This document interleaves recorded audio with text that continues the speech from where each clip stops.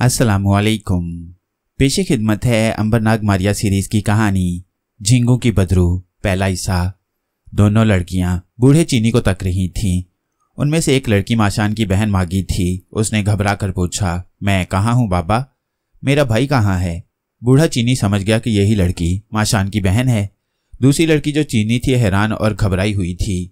उन्होंने अपने सर पर रखी हुई मगरमच्छ के मुंह वाली टोपियां उतार कर फेंक दी। उन पर किया गया त्रिसम खत्म हो गया था। बूढ़े चीनी ने उन्हें सारी कहानी जल्दी जल्दी सुना डाली और कहा, अब मैं तुम्हें यहाँ से निकालकर तुम्हारे घरों में पहुंचा दूंगा, तुम बिल्कुल मत घबराओ। फिर उसने मागी को बताया कि उसका भाई माशान इसी शहर की सराय में उसका इंतजार कर रहा है। मागी अपने भाई से मिलने को बेताब हो गई। दूसरी लड़की ने बताया कि वो चीन के एक गांव की रहने वाली है। बूढ़ा चीनी उन्हें गार से निकालकर शहर की तरफ चल पड़ा। सबसे पहले वो शहर की सराय में आया। तलाश करते करते आखिर उसे माशान मिल गया। बहन ने भाई को और भाई ने बहन को देखा तो दोनों की आंखों में आंसू आ गए। वो रोते हुए एक दूसरे से मिले। माशान ने बूढ़े चीनी से मारिया के बारे में पूछा कि वो कहाँ है। इस पर बूढ़े चीनी ने उसे बताया कि वो एक मुसीबत में गिरफ्तार हो गई है और मैं उसकी मदद को जा रहा हूँ। उसने दूसरी लड़की को माशान के हवाले करके कहा, माशान बेटा, अब तुम्हारा फर्ज है कि तुम इस लड़की को भी इसके गाँव में इसके घर वालों के पास पहुंचा दो, क्योंकि मारिया की यही ख्वाहिश थी। माशान ने दूसरी लड़की के सर पर हाथ रखकर कहा, बाबा, ये भी मुझे अपनी बहन मागी की तरह अजीज है। तुम फिक्र न करो, मैं इसको इसके घर पहुंचाकर अपने वतन ब्राजील जाऊंगा, लेकिन तुम मारिया की जरूर मदद करना और जब वो मुसीबत से निकल आए तो उसे मेरा सलाम देकर कहना कि मैं उसका एहसान सारी जिंदगी फरामोश नहीं कर सकता। माशान दूसरी लड़कियों को लेकर बूढ़े चीनी से रुखसत हो गया। बूढ़ा चीनी वहां से सीधा उस औरत के घर की तरफ चल दिया जो शहर से बाहर जंगल के किनारे एक पुराने मकान में रहती थी और जिसके पास बूढ़ा चीनी कभी कभी आया करता था। औरत उस वक्त घर पर नहीं थी। बूढ़ा चीनी एक तरफ होकर बैठ गया। थोड़ी देर में बदरूहों को बुलाने वाली औरत आ गई। वो खुद एक बदरू लग रही थी। बाल बिखरे हुए, आंखें लाल, गले में काले मनकों की माला, माथे पर जर्द लकीरें, मैले कुचैले कपड़े। चीनी को देखकर मुस्कुराई तो उसके टेढ़े दांत नजर आने लगे। बाबा, आज कैसे आना हुआ तुम्हारा? चीनी ने कहा, मैं तुम्हारे पास एक बड़े जरूरी काम से आया हूं बेटी। तुम कहो तो सही, आखिर ऐसा कौन सा काम है? तब बूढ़े चीनी ने उस औरत को शुरू से आखिर तक मारिया की सारी दास्तान बयान कर दी। औरत गौर से सुनती रही। जब चीनी खामोश हो गया तो औरत ने सांप की फुंकार जैसा एक लंबा सांस लिया और बोली, जो बदरू झील वाली चट्टान से चिमटी रही हो उसे बुलाना आसान काम नहीं है, और जिस बदरू का तुम जिक्र कर रहे हो उसमें अब एक गैर बदरू भी शामिल हो गई है, यानी झींगू की बदरू ने मारिया की रूह पर कब्जा कर रखा है। अब वो ज्यादा होशियार हो चुकी है। चीनी ने कहा, ख्वाह कुछ भी हो, किसी तरह मारिया को झींगू बदरू से निजात दिलाओ। मैंने आज तक तुम्हें कोई काम नहीं कहा, इसके एवज मैं सारी उम्र तुम्हारी खिदमत करूंगा। औरत हंसती बोली, बाबा, तुम्हारी उम्र ही अब कितनी रह गई है जो मेरी खिदमत करोगे? ये काम बड़ा मुश्किल है, फिर भी मैं तुम्हारी खातिर कोशिश करके देख लेती हूँ, मगर ये काम तुम्हें भी करना होगा। बूढ़ा चीनी झट बोला, मैं तैयार हूँ, तुम कहो मुझे क्या करना होगा। औरत ने कहा, तुम्हें किसी तरीके से एक ऐसे सांप की खोपड़ी ढूंढकर लानी होगी जिसको मरे 500 साल गुजर चुके हों। ये सुनकर बूढ़े चीनी का मुंह खुले का खुला रह गया। कहने लगा, बेटी, मैं ऐसी खोपड़ी कहाँ से ला सकता हूँ? ऐसे सांप की खोपड़ी कहाँ से मिलेगी जिसको मरे 500 साल गुजर गए हों? औरत बोली, इसीलिए तो मैं कह रही थी कि ये काम बहुत मुश्किल बल्कि नामुमकिन है। 500 साल पहले के सांप की खोपड़ी तो मुझे कोई बदरू भी लाकर नहीं दे सकती, तुम कहाँ से लाओगे? मारिया को उसके हाल पर छोड़ दो, तुम अब उसके लिए कुछ नहीं कर सकते। बूढ़े चीनी ने मायूसी से पूछा, क्या कोई और तरीका नहीं है जिसकी मदद से तुम मारिया बेटी को झींगू बदरू से छुटकारा दिला सको? औरत बोली, अगर होता तो मैं तुम्हें पहले ही बता देती। उसका इलाज सिर्फ 500 साल पहले मरे हुए सांप की खोपड़ी ही से हो सकता है। बूढ़ा चीनी कहने लगा, मैं ऐसी खोपड़ी जरूर तलाश करूंगा, चाहे उसे तलाश करते करते मेरी जान चली जाए। मारिया ने 2 मासूम लड़कियों की जान बचाने और उन्हें फिर से अपने घरों में खुशी खुशी आबाद करने की खातिर अपनी जान अज़ाब में डाली है। मैं उसे अकेली कैसे छोड़ सकता हूँ? औरत ने कहा, तो फिर जाओ और 500 बरस पहले के सांप की खोपड़ी तलाश करके मेरे पास लाओ। मैं उस पर ऐसा दम करूंगी कि झींगू बदरू मारिया को छोड़कर हमेशा हमेशा के लिए फना हो जाएगी। बूढ़े चीनी ने भरपूर एतमाद के साथ कहा, खुदा ने चाहा तो मैं अपने नेक मकसद में जरूर कामयाब होऊंगा। क्या तुम मुझे इतना बता सकती हो कि मैं ऐसे सांप की खोपड़ी को तलाश करने किस तरफ जाऊं? औरत कुछ सोचकर बोली, ताइवान के समुद्री शहर में कुछ पुराने बादशाहों के मकबरे हैं। तारीख में लिखा है कि उन मकबरों में बादशाहों के साथ कुछ सांप भी दफन कर दिए जाते थे। वो सैकड़ों बरस पुराने मकबरे हैं। हो सकता है वहां तुम्हें किसी सांप की खोपड़ी मिल जाए, मगर याद रखना अगर खोपड़ी 500 बरस पहले की ना हुई तो उस पर मेरा जादू नहीं चलेगा और तुम्हारी कोशिश बेकार जाएगी। बूढ़े चीनी ने कहा, तुम्हारा शुक्रिया, मैं अब 500 बरस पुराने सांप की खोपड़ी लेकर ही तुम्हारे पास आऊंगा। मगर मुझे इतना बता दो कि झींगू बदरू मारिया बेटी को लेकर कहीं किसी दूसरे मुल्क में तो नहीं चली जाएगी। औरत बोली, तुम फिक्र न करो, जब मैं सांप की खोपड़ी पर अमल पड़ूंगी तो झींगू बदरू दुनिया के जिस कोने में भी होगी मारिया को लेकर मेरे कदमों में हाजिर हो जाएगी। बूढ़े चीनी ने औरत को खुदा हाफिज कहा और उसके मकान से निकलकर ताइवान के समुद्री शहर की तरफ चल पड़ा।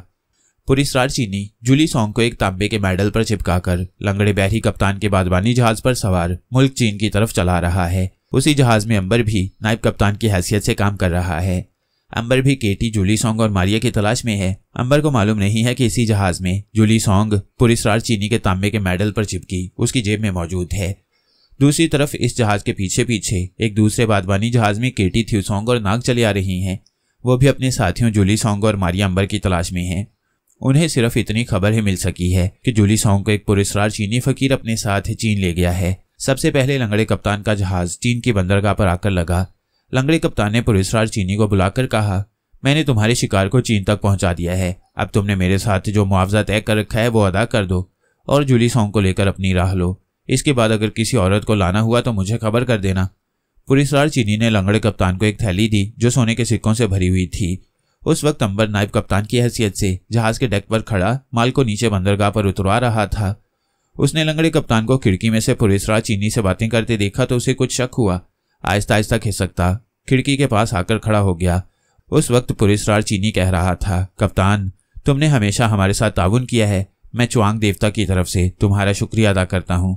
हमारी किताबों में इस लड़की का हुलिया भी दर्ज था, इसलिए इसका लाना बहुत जरूरी था। अब जाता हूँ, फिर मिलूंगा। अंबर का माथा ठिनका। ये किस लड़की का जिक्र कर रहा था? ये किस लड़की को अपने साथ लाया है? मगर इसके साथ तो कोई लड़की नहीं है। अंबर ने पुलिसराज चीनी को देखा। वो जहाज की सीढ़ी से उतर रहा था। पहले उसको ख्याल आया कि वो उसका पीछा करे, फिर ये सोचकर रुक गया कि पहले कप्तान से मालूमात हासिल करने की कोशिश करनी चाहिए कि ये शख्स कौन था। आखिर पुलिसराज चीनी लंगड़े कप्तान का दोस्त है, इसको जरूर मालूम होगा कि वो कहाँ गया है। अंबर थोड़ी ही देर बाद किसी बहाने लंगड़े कप्तान के पास चला आया। वो गर्म मशरूब पी रहा था। अंबर भी लंगड़े कप्तान के पास बैठकर बोला, कप्तान, मेरा दिल चाहता है कि मुल्क चीन की सैर करूं। कप्तान ने कहा, मगर हम तो यहाँ 15 रोज ठहरेंगे। अंबर बोला, मैं तो सिर्फ 3-4 रोज में सारे चीन में घूम जाऊंगा। लंगड़ा कप्तान अंबर की ताकत से वाकिफ था। कहने लगा, हाँ भाई, तुम ऐसा कर सकते हो, लेकिन तुम नायब कप्तान हो, तुम्हारे बगैर मैं जहाज नहीं चलाऊंगा, इसलिए अगर जाओ तो जल्दी वापस आ जाना। अंबर बोला, मैं 1 हफ्ते ही में वापस आ जाऊंगा। फिर अंबर लंगड़े कप्तान के करीब हो गया और बड़ी राजदारी से कहने लगा, कप्तान, तुमसे मेरी दोस्ती हो गई है। तुमको मेरी खुफिया ताकत का भी पता चल गया है। अब मैं तुमसे कोई बात नहीं छुपाना चाहता। मैंने अपने बुजुर्गों से सुन रखा है कि इस मुल्क में चुआंग नाम के देवता का एक खुफिया मंदिर है। उस मंदिर से चंद कदम के फासले पर जर्द रंग की एक बहुत बड़ी चट्टान है, जिसके नीचे 7 बादशाहों का बहुत बड़ा खजाना दफन है। लंगड़े कप्तान ने यह सुना तो उसके मुंह में पानी भर आया। उसे यह भी मालूम था कि अंबर में इतनी ताकत है कि बड़ी से बड़ी चट्टान को अपनी जगह से हटा दे। चुआंग देवता का मंदिर भी वो जानता था कि कहाँ है। उसी मंदिर में तो पुलिसराज चीनी जूली सॉन्ग को तांबे पर चिपका कर ले गया था। अंबर ने सिर्फ पुलिसराज चीनी की जुबान से चुआंग देवता का नाम सुना था और वो चाहता था कि उसके बारे में मालूमात हासिल करे। हो सकता है नाग मारिया वगैरह का वहीं से कुछ सुराग मिल जाए। चुनाचे उसने खजाने की कहानी वहीं बैठे बैठे गढ़ी थी। उसका तीर ऐन निशाने पर बैठा और लंगड़ा कप्तान उसे चुआंग मंदिर की चट्टान तक ले जाने को तैयार हो गया। अंबर को चट्टान और उसके फर्जी खजाने से कोई दिलचस्पी नहीं थी। वो तो चुआंग के मंदिर में जाकर ये मालूम करना चाहता था कि पुलिसराज चीनी अपने साथ किस लड़की को लेकर गया है। कप्तान कह रहा था, मैंने चुआंग देवता का मंदिर देख रखा है। मेरा चीनी दोस्त जो मेरे साथ सफर कर रहा था उसी मंदिर का राहिब है, मगर मैं नहीं चाहता कि वो मुझे या तुम्हें मंदिर के पास चट्टान के इर्द गिर्द देखे। इस तरह से वो खजाने का मालिक बन बैठेगा। हम उसकी नजरों से छुपकर वहां जाएंगे। ये बताओ कि चट्टान को तुम उठा लोगे ना? अंबर ने हंसकर कहा, क्यों नहीं कप्तान, तुम मेरी ताकत को एक बार देख चुके हो। मैं बड़ी से बड़ी चट्टान को परे हटा सकता हूँ। अब देवता मदद करें और नीचे से खजाना निकल आए। कप्तान बड़े यकीन के साथ बोला, खजाना जरूर होगा। चीन के पुराने बादशाह इसी तरह मंदिरों के पास खजाना दफन कर दिया करते थे। हम आज ही अपने सफर पर रवाना हो जाएंगे। अंबर ने पूछा, हमें चुआंग देवता के मंदिर तक पहुंचते पहुंचते कितने दिन लग जाएंगे? लंगड़ा कप्तान उंगलियों पर हिसाब लगाने लगा। फिर बोला, हम तेज रफ्तार घोड़ों पर सफर करेंगे। ज्यादा से ज्यादा 3 दिनों में चुआंग देवता के मंदिर के आसपास पहुंच जाएंगे।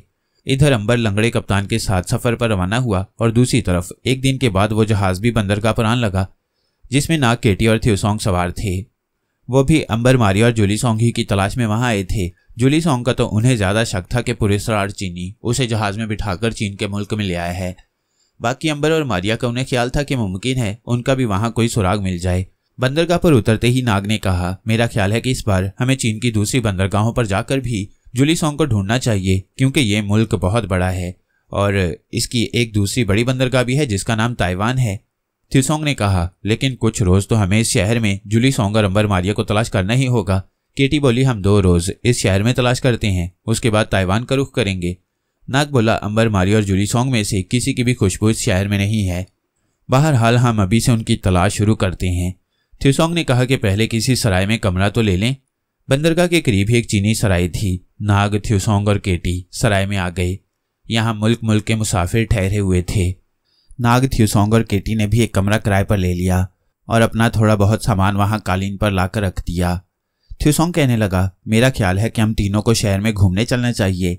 अच्छा ख्याल है, केटी ने जवाब दिया। नाग को क्या एतराज हो सकता था। उन्होंने कमरे को ताला लगाया और शहर में निकल आए। सारा दिन वो शहर में घूमते फिरते रहे। उन्हें किसी जगह से भी अपने साथियों यानी अंबर, मारिया और जुलीसोंग की खुशबू न आई। उसी रोज उन्होंने बोरिया बिस्तर बांधा और चीन के दूसरे बड़े शहर और बंदरगाह ताइवान की तरफ रवाना हो गए। ये वही ताइवान शहर और बंदरगाह थी कि जहां बूढ़ा चीनी पहले ही से 500 साल पुराने सांप की खोपड़ी की तलाश में पहुंच चुका था। वो कदीम मकबरों में दिन भर घूमता रहा। उसे वहां कोई ऐसी जगह न मिली कि जहां से वो किसी मकबरे के अंदर दाखिल होकर पुराने सांप की खोपड़ी हासिल करने की कोशिश करे। मायूस दिल लिए बूढ़ा चीनी वापस सराय में आ गया। ये सराय ताइवान की बंदरगाह से थोड़े फासले पर थी, मगर बूढ़ा चीनी वहां नहीं ठहरा था। इस बंदरगाह में नाग, थ्यूसोंग और केटी आकर ठहर गए थे। इस शहर में भी उन्हें अपने साथियों अंबर, मारिया और जुलीसोंग की खुशबू कहीं महसूस न हुई। फिर भी वो हिम्मत हारने वाले नहीं थे। उन्होंने अपनी तलाश जारी रखी। यहाँ उन्होंने अलग अलग होकर तलाश का काम शुरू किया। केटी एक तरफ, थ्यूसोंग दूसरी जानिब और नाग शहर की तीसरी सिमत को निकल जाता। दिन भर वो जगह जगह अपने साथियों की टोल लगाने की कोशिश करते और शाम को सराय में वापस आकर एक दूसरे को अपनी कोशिश की तफसीलात बताते। उन्हें 2 दिन गुजर गए। दूसरी तरफ बूढ़ा चीनी भी अपनी तलाश जारी रखे हुए था। उसे भी अभी तक मकबरे के अंदर जाने में कामयाबी नहीं हुई थी। तीसरे दिन नाग अकेला शहर के बाजारों में घूमता फिरता शहर से बाहर निकल गया। शहर से बाहर रेत के छोटे छोटे टीले थे, फिर दरख्तों के झुंड आ जाते थे। इसके बाद एक वीराना था जहां पत्थरों के छोटे बड़े ढेर जगह जगह लगे थे। उसकी नजर पत्थरों के ढेरों के पीछे एक मिट्टी के बहुत बड़े गोल ढेर पर पड़ी जिसके ऊपर एक चीनी तर्ज की बारादरी बनी हुई थी। नाग ने सोचा कि ये कौन सी जगह है, चलकर देखना चाहिए। वो बारादरी वाली गोल बड़ी ढेरी के पास आ गया। उसकी नजर एक आदमी पर पड़ी जो झुककर मिट्टी के उस टीले को एक तरफ से खोदने की कोशिश कर रहा था। नाग उसके करीब गया तो पांव की आहट से बूढ़ा चीनी चौंका। ये बूढ़ा चीनी वही था जो 500 बरस पुरानी सांप की खोपड़ी की तलाश में मकबरे के अंदर जाना चाहता था। नाग ने जब अपने सामने एक बूढ़े चीनी को देखा तो बोला, बाबा, क्या तुम इस उम्र में भी खजाना तलाश करते हो? बूढ़े चीनी ने खड़े होकर हाथ कपड़े से पहुंचते हुए कहा, बेटा, मैं खजाना तलाश नहीं कर रहा। मैं तो एक खास जड़ी बूटी ढूंढ रहा हूं जो इन पुराने मकबरों के टीले में जमीन के अंदर उगा करती है। नाग ने पूछा, ये बूटी किस काम आती है? बूढ़ा चीनी कहने लगा, इसके कई फायदे हैं। जिस आदमी के पास इस बूटी का सफूफ मौजूद हो वो कभी बीमार नहीं होता। अगर बीमार हो तो अच्छा हो जाता है। नाग ने टीले की तरफ इशारा करके पूछा, ये टीला कैसा है और इस पर यह बारादरी किसने बनाई थी? क्या ये कोई पुराना खंडर है?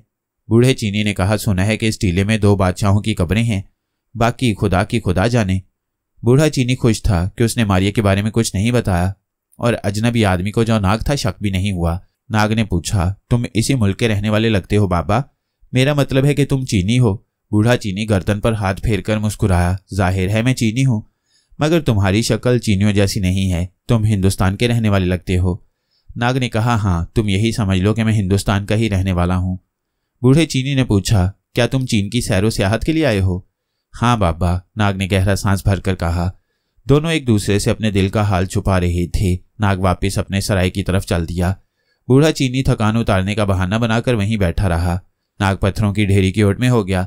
जब बूढ़े चीनी ने देखा कि नाग उसकी नजरों से ओझल हो गया है तो उसने मकबरे की दीवार की फिर से खुदाई शुरू कर दी। नाग ने ढेरी की ओर से बूढ़े चीनी को जमीन खोदते देखा तो दिल में ये सोचकर हंस दिया कि इस बूढ़े को अब भी जिंदा रहने का जुनून है। वो वापस सराय में आ गया। वहां थ्यूसोंग और केटी पहले से मौजूद थे। उन्होंने मशवरा किया कि अब उन्हें किस शहर की तरफ चलना चाहिए। केटी कुछ सोचकर बोली, मेरा ख्याल है कि हमें एक दिन और इस शहर में रहकर तलाश जारी रखनी चाहिए। उसके बाद भी अगर नाकामी का मुंह देखना पड़ा तो यहाँ से चीन के दारुल हुकूमत कैथे चलेंगे। वो बड़ा शहर है, हो सकता है जूली सोंग का वहां कुछ सुराग मिल जाए। नाग और थ्यूसोंग ने इस तजवीज़ पर कोई एतराज़ न किया। रात उन्होंने सराय में गुजार दी और अगले रोज तीनों दोस्त फिर अलग अलग होकर जूली सोंग की तलाश पर निकल खड़े हुए। नाग शहर से बाहर एक छोटी नई बस्ती में से गुजर रहा था कि उसे एक तरफ से बीन बजाने की आवाज़ सुनाई दी। नाग ने देखा कि एक दरख्त के नीचे सुपेरा बीन बजाकर सांप को निचा रहा है और उसके करीब वही बूढ़ा चीनी बैठा है जिसको नाग ने एक दिन पहले मकबरे की दीवार खोदकर जड़ी बूटियां तलाश करते देखा था। नाग को ताज्जुब हुआ कि ये बूढ़ा चीनी इस सुपेरे के पास क्या कर रहा है। बूढ़े चीनी की पीठ नाग की तरफ थी, उसने नाग को नहीं देखा था। उधर सांप ने नाग देवता की खुशबू सूंघी तो वहीं रुक गया और नाग की ताजीम बजा लाने उसकी तरफ आने ही वाला था कि नाग ने सांप की जुबान में उसे वहीं रोक दिया और कहा, अपनी जगह नाचते रहो, मेरे करीब मत आना। ये पता करो कि ये बूढ़ा चीनी सुपेरे के पास किस लिए आया है। नाग ने दूर ही से नाचते नाचते नाग को जवाब दिया, अजीम नाग देवता, मैं अभी पता करके आपको बताता हूँ। नाग एक दीवार के पीछे छुपकर खड़ा हो गया। वो सर थोड़ा सा बाहर निकाले सुपेरे और बूढ़े चीनी को तक रहा था। सुपेरे ने बीन बजानी बंद कर दी, सांप को पटारी में डाल दिया और बूढ़े चीनी से बातें शुरू कर दी। थोड़ी देर वो बातें करते रहे, फिर बूढ़ा चीनी सर झुकाकर बैठ गया। नाग ने सांपों की जुबान में पहाड़ी वाले सांप से पूछा कि ये क्या बातें कर रहे थे। सांप ने वहीं से हल्की हल्की सिसकारियों और सीटी की आवाज में जवाब दिया, अजीम नाग देवता, इस बूढ़े चीनी को आज से 500 साल पहले मरे हुए सांप की खोपड़ी की तलाश है। सुपेरा उसे ये कहकर अपने जाल में फंसाने की कोशिश कर रहा है कि मेरे पास ऐसे सांप की खोपड़ी मौजूद है, मगर मैं उसके एवज 1000 सोने के सिक्के लूंगा। अजीम नाग देवता, मैं जानता हूं सुपेरा झूठ बोल रहा है और बूढ़े चीनी को धोखे से किसी मुर्दा सांप की खोपड़ी दे देगा। उसके पास ऐसी खोपड़ी नहीं है। नाग सोचने लगा, इस बूढ़े चीनी को 500 साल पहले के सांप की खोपड़ी किस लिए चाहिए। ये एक अजीब सा मुअम्मा था। नाग ने इस मुअम्मे को हल करने का फैसला कर लिया। उसे हल्की सी उम्मीद थी कि शायद इस तरीके से ही उसे जूली सोंग या अंबर मारिया का कोई सुराग मिल जाए। उसने सांप से कहा, अब तुम खामोश बैठे रहो, बाकी मैं खुद संभाल लूंगा। ये कहकर नाग दीवार की ओर से निकला और सुपेरे की तरफ चला। जब वो करीब आया तो बूढ़े चीनी ने उसे पहचान लिया कि ये वही नौजवान है जो उसे एक दिन पहले मकबरे के टीले पर मिला था। नाग ने बूढ़े चीनी को सलाम किया और पूछा, क्यों बाबा, जड़ी बूटी अभी नहीं मिली। बूढ़ा चीनी बोला, नहीं बेटा, बस किसी न किसी रोज मिल जाएगी। सुपेरे ने जब देखा कि ये नौजवान बीच में आकर उसका काम खराब कर रहा है तो उसने बड़ी गुस्ताखी से नाग से कहा, जाओ मियाँ अपना काम करो, तुम इधर क्यों आ गए हो। नाग को उसका ये अंदाज बुरा लगा मगर वो खामोश रहा। उसने बूढ़े चीनी से कहा, बाबा आप इस सुपेरे के पास क्यों बैठे हो। इस पर सुपेरे ने गुस्से से कहा, तुम जाते हो कि सांप निकाल कर डसवा दूं तुम्हें। नाग को भी गुस्सा आ गया। उसने सुपेरे के सामने जमीन पर बैठते हुए कहा, अगर तुम्हारे पास कोई ऐसा सांप है जो मुझे डस सके तो निकालो उसे। सुपेरे ने पटारी खोलकर सांप नाग की तरफ उछाल दिया। बूढ़ा चीनी डरकर पीछे हट गया। सांप नाग के ऊपर गिरा और गिरते ही फुंकार मारकर बोला, अजीम नाग देवता, मैं इस गुस्ताख को जान से मार दूंगा। सांप ने फन खोल लिया, जुबान लहराने लगा और सुपेरे की तरफ बढ़ा। सुपेरे ने सांप को अपनी तरफ आते देखा तो फौरन बीन बजानी शुरू कर दी। नाग ने कहा, तुम्हारी बीन का इस पर कुछ असर नहीं होगा। सांप ने बीन की कोई परवाह न की और उछलकर सुपेरे की गर्दन से चिमट गया और फन उठाकर उसे डसने ही वाला था कि नाग ने कहा, इसे माफ कर दो। सांप वहीं रुक गया। नाग ने सुपेरे से कहा, मैंने सांप को मना कर दिया है कि तुम्हें ना डसे। क्या तुमको अपने गुस्ताखाना रवैये पर अफसोस नहीं हो रहा। तुम्हें मुझसे इस तरह बात नहीं करनी चाहिए थी। बोलो, अब क्या कहते हो। सुपेरा फौरन समझ गया कि ये कोई आम आदमी नहीं है बल्कि कोई बड़ा तजुर्बेकार सुपेरा है। झट हाथ जोड़ दिया और बोला, भाई मुझे माफ कर दो। मुझे नहीं मालूम था कि तुम इतने बड़े सुपेरे हो कि सांप भी तुम्हारा हुक्म मानते हैं। मैं आइंदा ऐसी हरकत कभी नहीं करूंगा। नाग तो महज तमाशा कर रहा था। कहने लगा, अच्छा तुम्हें माफ करता हूं, अब यहां से भाग जाओ, नहीं तो मैं सांप को कहकर तुम्हें डसवा दूंगा। सुपेरे ने शुक्र किया कि जान बच गई। सांप को पटारी में डाला और बूढ़े चीनी से कहा, बाबा तुम मेरे डेरे पर आकर बात करना। अब नाग बूढ़े चीनी की तरफ मुतवज्जा हुआ। उसने पूछा, बाबा तुम इस धोखेबाज के डेरे पर किस लिए जा रहे थे। बूढ़े चीनी ने फिर अपने राज को छुपाने की कोशिश करते हुए कहा, ऐसी कोई बात नहीं है, मैं तो इसके पास एक सफेद सांप देखने जा रहा था। मुझे सफेद सांप देखने का बहुत शौक है। नाग ने बूढ़े चीनी की आंखों में आंखें डालकर कहा, बाबा मुझे सच सच बताओ, तुम्हें 500 साल पहले मरे हुए सांप की खोपड़ी किस लिए चाहिए। बूढ़ा चीनी तो हक्का बक्का सा होकर नाग का मुंह तकने लगा कि इस नौजवान को उसके दिल का हाल कैसे मालूम हो गया। नाग ने कहा, मैं जानता हूं तुम्हें किसी ऐसे सांप की खोपड़ी की जरूरत है जिसको मरे 500 साल हो गए हों।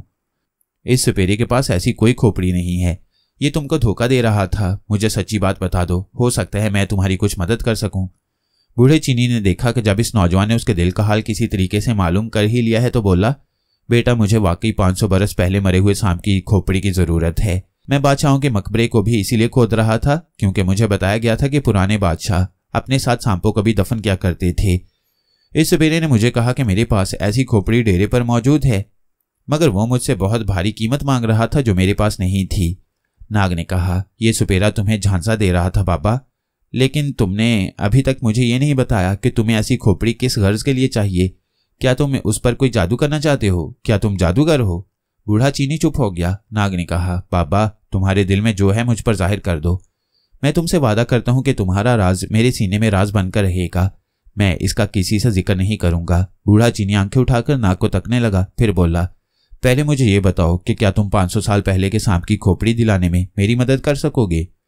नाग ने कहा, तुमने अभी देख लिया है कि मैं एक तजुर्बाकार सुपेरा हूं और सांपों पर हुक्म चलाना जानता हूं। मेरे हुक्म पर सांप पटारी से निकलकर सुपेरे की गर्दन में लटक गया था। अगर तुम मुझ पर अपने दिल का हाल जाहिर कर दो तो मैं तुम्हारी मदद करने की कोशिश करूंगा। तब बूढ़े चीनी ने कहा, वादा करो कि ये बात किसी के आगे जाहिर नहीं करोगे। नाग ने कहा, मैं वादा करता हूं कि जब तक तुम्हारी इजाजत नहीं होगी मैं तुम्हारा राज किसी के सामने बयान नहीं करूंगा। इस पर बूढ़े चीनी ने आह भरकर कहा, बेटा मैं एक अजीब मुश्किल में फंस गया हूं। मेरी एक मुंह बोली बेटी ने 2 लड़कियों की जान बचाने की कोशिश की और वो एक बदरू के चुंगल में फंस गई है। मुझे एक बदरूहों की माहिर औरत ने बताया है कि अगर मैं किसी तरह से 500 साल पहले मरे हुए सांप की खोपड़ी ले आऊं तो वो औरत उस पर अमल पड़कर मेरी बेटी को बदरू से निजात दिला सकती है। नाग बड़े गौर से बूढ़े चीनी की बातें सुन रहा था। उसने पूछा, तुम्हारी बेटी इस वक्त कहाँ है? बूढ़ा चीनी नाग से यह छुपाना चाहता था कि उसकी मुंह बोली बेटी मारिया खुद एक रूह है, लेकिन उसके मुंह से बेख्तियार निकल गया, मेरी बेटी खुद एक रूह है मगर वो नेक रूह है। लेकिन वो कहा करती थी कि मैं रूह नहीं हूं, मैं जिंदा हूं मगर कोई मुझे नहीं देख सकता।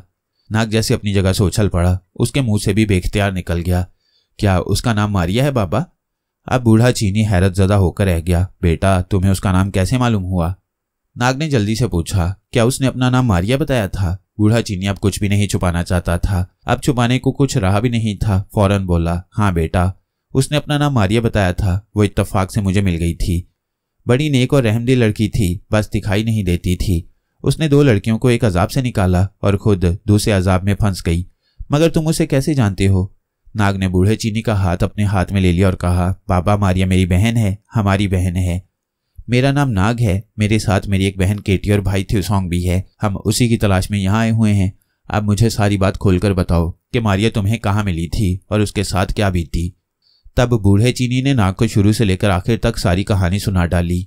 नाग ने गहरा सांस भरते हुए कहा, बाबा क्या तुम्हें यकीन है कि बदरूहों को बुलाने वाली औरत मारिया को अपने अमल से झींगू बदरू से निजात दिला सकेगी? बूढ़ा चीनी बोला, हाँ अगर उसको हम 500 साल पहले मरे हुए सांप की खोपड़ी लाकर दे दें तो मुझे यकीन है कि ये औरत मारिया से चिमटी हुई बदरू को जलाकर भस्म कर देगी।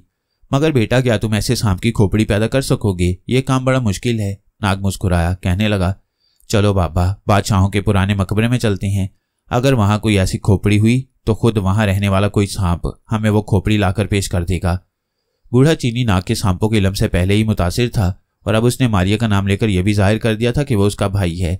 चुनाचे वो उसके साथ जाने पर तैयार हो गया। दोनों बादशाहों के मकबरे के टीले पर आ गए। नाग ने बूढ़े चीनी से कहा, तुम मेरे साथ बैठे रहना, अभी यहाँ एक सांप आएगा, मैं उससे कुछ बातें करूंगा, तुम घबराना बिल्कुल नहीं और अपनी जगह पर बैठे रहना, सांप तुम्हें कुछ नहीं कहेगा। बूढ़ा चीनी खामोशी से नाग से जरा परे हटकर जमीन पर बैठ गया। नाग भी वहीं बैठ गया। फिर उसने सांपों की जुबान में वहां रहने वाले किसी भी सांप को आवाज दी। बूढ़े चीनी ने देखा कि एक जोरदार सब्ज रंग की धारियों वाला सांप टीले की जानिब से निकलकर नाग के पास आया और कुंडली मारकर बैठ गया। उसने 3 बार नाग के आगे अपना फन झुकाया। नाग ने सांप से पूछा, क्या तुम्हें मालूम है कि इस टीले के अंदर बादशाहों के साथ सांप भी दफन हुआ करते थे? सांप ने अदब से जवाब दिया, अजीम नाग देवता, हमने अपने बड़े बूढ़ों से ऐसा ही सुना है। नाग ने पूछा, क्या तुम मकबरे के अंदर से सांप की कोई ऐसी खोपड़ी लाकर दे सकते हो जिसको मरे 500 साल गुजर गई हों? धारीदार सांप बोला, अजीम नाग देवता, ऐसे कितने ही सांपों के ढांचे बादशाहों की कब्रों में उनके ढांचों के साथ पड़े हैं। मैं अभी ऐसी खोपड़ी लाकर आपकी खिदमत में पेश करता हूँ। नाग ने कहा, जल्दी लाओ। सांप वापस टीले में चला गया। नाग ने बूढ़े चीनी की तरफ मुखातिब होकर कहा, सांप ने बताया है कि इस मकबरे में ऐसे कितने ही सांपों की खोपड़ियां पड़ी हैं जिनको मरे 500 साल हो गए हैं। बूढ़े चीनी ने पूछा, क्या सांप को ऐसी खोपड़ी की पहचान है बेटा? नाग ने कहा, ना सिर्फ उसे पहचान है बल्कि मुझे भी पहचान है। बाकी इसका सबूत तुम्हें उस वक्त मिल जाएगा जब बदरूहों को बुलाने वाली औरत खोपड़ी को देखकर कहेगी कि हाँ, ये खोपड़ी ऐसे ही सांप की है जो 500 साल पहले मर गया था। इतने में धारीदार सांप टीले के बिल में से आता दिखाई दिया। उसने मुंह में सफेद रंग की सांप की एक छोटी सी खोपड़ी पकड़ रखी थी। खोपड़ी नाग के सामने रखकर सांप ने कहा, अजीम नाग देवता, ये उस सांप की खोपड़ी है जो आज से 500 बरस पहले बादशाह के साथ दफन कर दिया गया था। नाग ने खोपड़ी को उठाकर देखा, फिर उसे सूंघा। सांप सच कह रहा था। ये वाकई 500 बरस पहले के सांप की खोपड़ी थी। नाग ने सांप का शुक्रिया अदा करते हुए कहा, अब तुम वापस जा सकते हो। सांप वापस चला गया तो बूढ़े चीनी ने जल्दी से नाग के पास आकर कहा, नाग बेटा, क्या सचमुच ये असली खोपड़ी है? नाग मुस्कुराया, बाबा, इसमें कोई शक ही नहीं कि ये खोपड़ी एक ऐसे सांप की है जो आज से 500 बरस पहले जिंदा था और जिसे इस मकबरे के एक बादशाह के साथ दफन किया गया था। नाग ने सांप की खोपड़ी बूढ़े चीनी के हवाले करते हुए कहा, चलो बाबा, अब उस औरत के पास चलते हैं जो इस पर अमल करके मारिया को हमें वापस दिला देगी, मगर मैं अपने साथ थिसोंग और केटी को भी ले जाना चाहता हूँ। नाग ने बूढ़े चीनी को साथ लिया और सराय में आ गया। उसने जब केटी और थिसोंग को सारी बात बताई और बूढ़े चीनी को मिलाया तो वो बहुत खुश हुए कि जूली सॉन्ग और अंबर का नहीं, लेकिन मारिया का तो सुराग मिल गया। बूढ़े चीनी ने केटी और थिसोंग से हाथ मिला और कहा, मुझे पूरा यकीन है कि हमारी बेटी मारिया अब जरूर बदरू के चुंगल से निकलकर हमारे पास आ जाएगी। उसी रोज वो घोड़ों पर सवार हुए और काशान शहर की तरफ रवाना हो गए। ये रास्ता 2-3 दिन का था। नाग केटी, थिसोंग और बूढ़े चीनी को इसी जगह छोड़ते हैं और अंबर की तरफ चलते हैं, जो लंगड़े कप्तान को साथ लेकर जूली सॉन्ग की तलाश में चुआंग देवता के मंदिर की तरफ जा रहा था। अंबर ने लंगड़े कप्तान को ताकीद कर दी थी कि इस सफर के बारे में पुरस्कार चीनी को इल्म नहीं होना चाहिए। जिस वक्त नाग केटी और थिसोंग बूढ़े चीनी को लेकर काशान शहर की तरफ चले, उस वक्त अंबर और लंगड़ा कप्तान चुआंग देवता के मंदिर के करीब पहुंच गए थे। लंगड़े कप्तान ने दूर से मंदिर के मीनार को देखकर अंबर से कहा, हम मंदिर के करीब नहीं जाएंगे, क्योंकि अगर मेरे साथी पुरस्कार चीनी को पता चल गया तो वो भी खजाने में से हिस्सा मांगेगा। अब तुम उस चट्टान के पास चलो जिसके नीचे खजाना है। अंबर को असल में तो चुआंग मंदिर में जाना था, मगर लंगड़ा कप्तान उसे जबरदस्ती जर्द चट्टान के पास ले जा रहा था जिसके नीचे कोई खजाना नहीं था। अंबर ने इधर उधर देखा, दूर उसे एक भूरे रंग की चट्टान उभरी हुई नजर आई। उसने यूं ही कह दिया, वो रही जर्द चट्टान, खजाना इसी के नीचे होगा। लंगड़ा कप्तान बड़ा खुश हुआ। उसने घोड़े को एड़ लगाई और अंबर के साथ भूरी चट्टान के पास आ गया। वो घोड़े से उतर पड़ा और अंबर की तरफ मुतवज्जा हुए बगैर बोला, आप जल्दी से इस चट्टान को अपनी जगह से हटा दो। अंबर जानता था कि इस चट्टान के नीचे कोई खजाना नहीं है, चुनाचे उसने कहा, इस चट्टान को अपनी जगह पर से हटाने से जबरदस्त आवाज पैदा होगी और तुम्हारा चीनी दोस्त यहाँ आ जाएगा। लंगड़ा कप्तान फौरन बोला, अगर वो आया तो मैं उसकी गर्दन उड़ा दूंगा। तुम ऐसा करो कि इसका एक हिस्सा तोड़ डालो, फिर हम इसकी खुदाई करेंगे। अंबर ने कहा, चट्टान का एक हिस्सा भी तोड़ा तो आवाज पैदा होगी, बेहतर यही है कि तुम इसे एक तरफ से खोदना शुरू कर दो। लंगड़े कप्तान ने तलवार निकाली और गुर्राते हुए बोला, तुम मुझे बेवकूफ नहीं बना सकते अंबर। मैं जानता हूं तुम अकेले ही खजाने पर कब्जा जमाने के ख्वाब देख रहे हो, मगर मैं तुम्हें ऐसा नहीं करने दूंगा। चलो इस चट्टान को अपनी जगह से हटाओ, मैं तुम्हें हुक्म देता हूं। अंबर ने लंगड़े कप्तान की आंखों में आंखें डाल दी और कहा, क्या तुम मेरी ताकत को नहीं जानते? लंगड़े कप्तान ने तलवार हवा में लहराई और बोला, मैं तुम्हारी ताकत की क्या परवाह करता हूं, मैं तुमसे ज्यादा ताकतवर हूं। जल्दी से चट्टान हटाओ, मैं हुक्म देता हूं।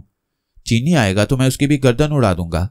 अंबर ने सोचा कि यह शख्स उसका बना बनाया काम बिगाड़ रहा है, इसको रास्ते से हटाना ही पड़ेगा। उसने आगे बढ़कर लंगड़े कप्तान के हाथ से तलवार छीनने की कोशिश की, मगर लंगड़े कप्तान ने फौरन अंबर की गर्दन पर तलवार का भरपूर वार कर दिया। तलवार अंबर की गर्दन से टकराकर टूट गई। लंगड़े कप्तान ने खंजर निकाल लिया। अंबर ने उचककर लंगड़े कप्तान की गर्दन दबोच ली। अंबर ने इस तरह से गर्दन को दबोचा कि उसकी आवाज ना निकल सके, ताकि ये आवाज पुरस्कार चीनी तक ना जाए। लंगड़े कप्तान की आंखें बाहर निकल आईं। अंबर ने उसे दोनों हाथों से चूहे की तरह ऊपर उठा लिया और उससे पूछा, मुझे बताओ कि तुम जूली सॉन्ग के बारे में क्या जानती हो? लंगड़े कप्तान ने कुछ कहना चाहा ही था कि उसकी गर्दन को एक झटका लगा और उसकी गर्दन लटक गई। ये अंबर की सख्त गलती थी कि उसने लंगड़े कप्तान की गर्दन को सख्त हाथ डाला था, जिसकी वजह से उसकी गर्दन की हड्डी टूट गई थी। गर्दन की हड्डी टूट जाए तो इंसान फौरन मर जाता है। यही लंगड़े कप्तान के साथ हुआ। वो अंबर के हाथों में मुर्दा चूहे की तरह लटक रहा था। अंबर को सख्त अफसोस हुआ। बहुत मुमकिन था कि लंगड़ा कप्तान उसे जूली सॉन्ग के बारे में मुफीद बातें बताता, मगर वो मर गया था। अंबर ने लंगड़े कप्तान को वहीं एक गड्ढे में गिराकर उसके ऊपर घास डाल दी, घोड़ों को जंगल में एक तरफ भगा दिया और खुद घोड़े पर बैठकर चुआंग देवता के मंदिर की तरफ चला।